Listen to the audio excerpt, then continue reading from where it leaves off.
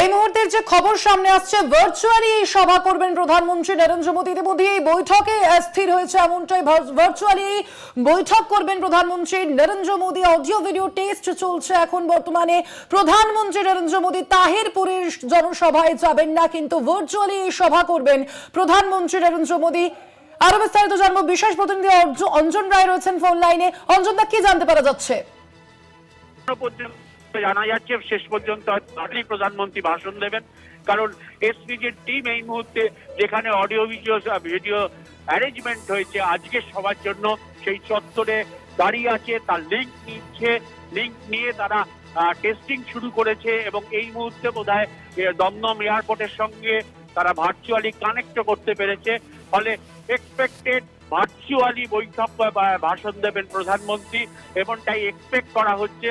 যদিও চূড়ান্ত এখনো সিদ্ধান্ত সময় আসেনি জানানোর, কিন্তু যেভাবে এসপিজি বিষয়টা নিয়ে এগোচ্ছে এবং পরিস্থিতি খতিয়ে দেখছে অডিও ভিডিও টেস্টিং এর মাধ্যমে, তাতে মনে করা হচ্ছে প্রধানমন্ত্রী কুয়াশার জন্য আজকে সবাই আসতে না পারায় তা ভার্চুয়ালি সবাই উপস্থিত থাকবেন।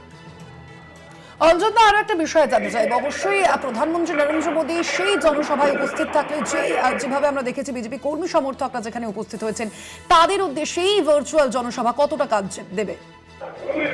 দেখো, প্রধানমন্ত্রী যদি সভায় ভার্চুয়ালি উপস্থিত হন তাহলে ভার্চুয়ালি তিনি ভাষণ সেটা তার মাধ্যমে যদি বলেন যে কি কারণে তিনি নামতে পারেননি কুয়াশা থাকার জন্য, আমার মনে হয় যারা উপস্থিত হয়েছেন বিজেপির কর্মী এবং দর্শকরা তারা সেটা মেনে নেবেন। ফলে সেই অর্থে বিশৃঙ্খলা হওয়ার চান্স কম। যদি প্রধানমন্ত্রী ভাষণ না দিয়ে সম্পূর্ণভাবে চলে যেতেন বা ফিরে যেতেন, সেক্ষেত্রে হয়তো এখানে যত জনতা উপস্থিত হয়েছেন, যত মানুষ এসছেন, বিজেপির যারা কর্মী সমর্থকরা এসছেন, সেটা উত্তেজনা বাড়তে পারত, অপ্রীতিকর ঘটনা ঘটতে পারত।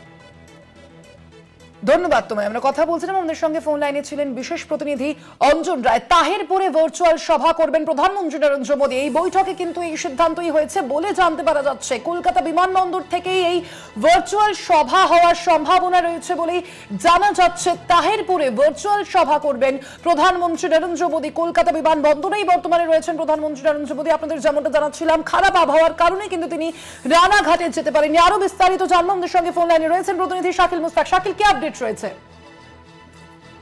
দেখো, প্রধানমন্ত্রী নরেন্দ্র মোদী ইতিমধ্যেই কিন্তু কলকাতা বিমানবন্দরে ভিআইপি লাউঞ্জ, সেখানে কিন্তু ভিভিআইপি লাউঞ্জে কিন্তু তিনি বসে রয়েছে। ইতিমধ্যে যে তাহিরপুরের জোড়া সভা, অর্থাৎ প্রশাসনিক সভা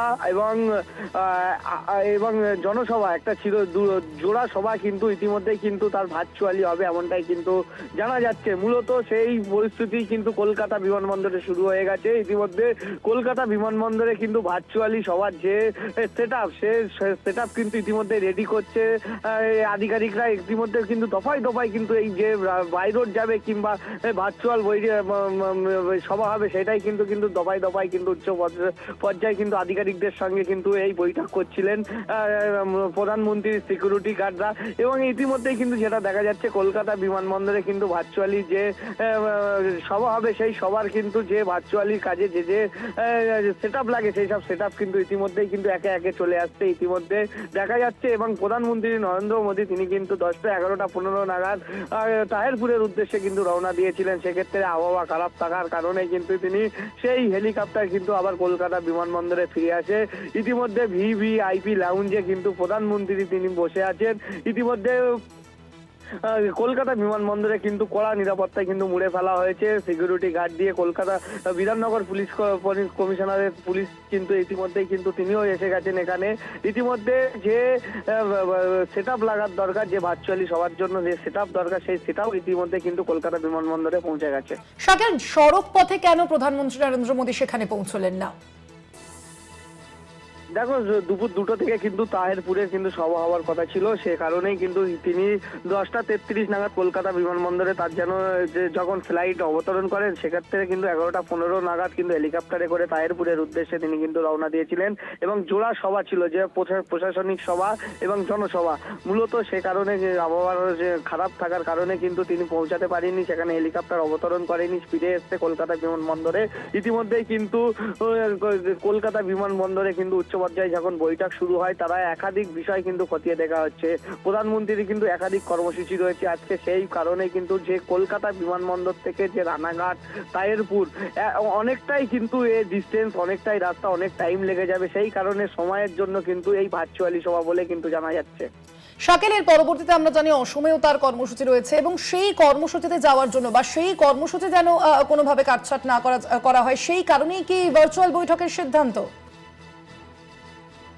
দেখো, একদমই 11টা 15 নাগাদ যখন তাহেরপুরের উদ্দেশ্যে প্রধানমন্ত্রীর কপ্টার রওনা দিয়েছিলেন, সেখানে পৌঁছেও গিয়েছিলেন এবং বেশ কিছুক্ষণ কিন্তু আকাশে চক্কর খেতে খেতে কিন্তু আবহাওয়া খারাপ থাকার কারণে কিন্তু তিনি কলকাতা বিমানবন্দরে ফিরে এসেছেন। তিনি ইতিমধ্যে ভিভিআইপি লাউঞ্জে তিনি বসে আছেন এবং উচ্চ পর্যায়ে কিন্তু বৈঠক হয়েছে কিভাবে এই যে বাইরোড যাবে কিংবা ভার্চুয়ালি হবে, সেই কিন্তু দফায় দফায় বৈঠক হয়েছে। রাজ্যের তরফ থেকে কিন্তু রাজ্যের চিফ সেক্রেটারি তিনিও কিন্তু উপস্থিত ছিলেন এবং চন্দ্রিরাম ভট্টাচার্য তিনিও কিন্তু উপস্থিত ছিলেন এবং দফায় বৈঠক হওয়ার পরে কিন্তু সেই সিদ্ধান্ত নেওয়া হয়েছে যে ভার্চুয়ালি, যে সময়ের কারণে কিন্তু এই ভার্চুয়ালি বৈঠক এমনটা কিন্তু জানা যাচ্ছে। তার একাধিক প্রোগ্রাম আছে, সেই কারণে কিন্তু অন্য প্রোগ্রাম না যাতে কাটছাট হয়, সেই কারণে কিন্তু এই ভার্চুয়ালি প্রোগ্রাম হবে তাহেরপুরের জনসভা এবং একেবারে অর্থাৎ বোঝাই যাচ্ছে যে সময় যেন বেশি না যায় এবং তার পাশাপাশি নিরাপত্তার ব্যবস্থাও যথেষ্টই কঠোর করতে হতো সেক্ষেত্রে, এবং সেই কারণেই কিন্তু এই ভার্চুয়াল বৈঠকের এই ভার্চুয়াল সভার কথা বলা হচ্ছে এখনো পর্যন্ত, তেমনটাই জানতে পারা যাচ্ছে। আপাতত ধন্যবাদ তোমায় শাকিল।